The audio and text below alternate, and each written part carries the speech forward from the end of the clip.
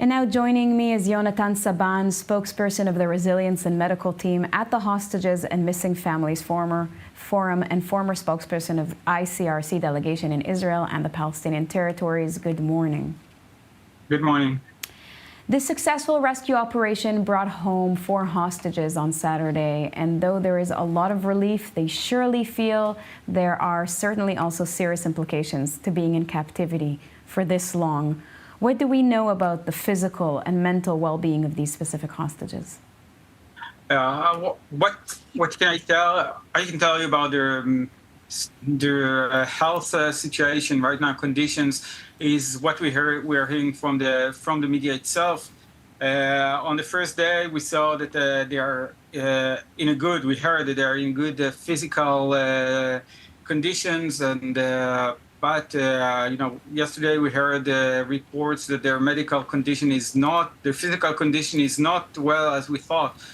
We need to remember that they were in captivity for more than 240 days, and from the testimonies of the released hostages in November, we know that hostages were subject to physical and mental abuse.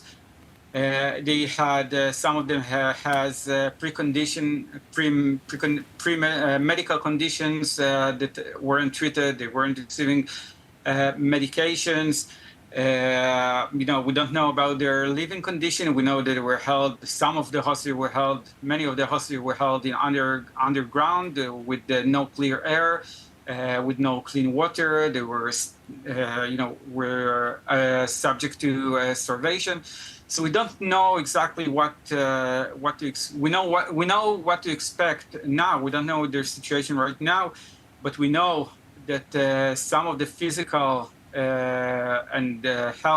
physical and mental conditions we can see in months from now and even years from now.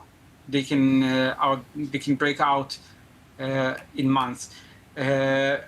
Some of them could be attention issues, rage attacks, difficulties to return to work and study, breach of trust with other human beings, worsening of pre-existing medical conditions, and addictions. That's what we see, and that's what we know from previous hostages, not only in Israel, but around the world. That's what we know we might expect.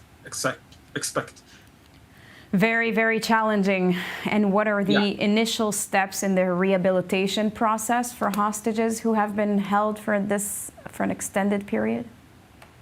I think that the first thing is to let them be with themselves, be with their families, let them gain control of themselves again, over their lives again.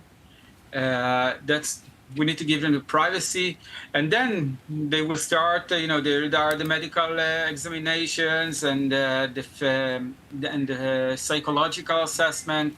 Try to let them process what they have gone through. I think it's a long road for rehabilitation for all of them, and we must not forget the families themselves, the families members, which also has gone through a nightmare during those days, and they will also need support and treatment. It's going to take a long time.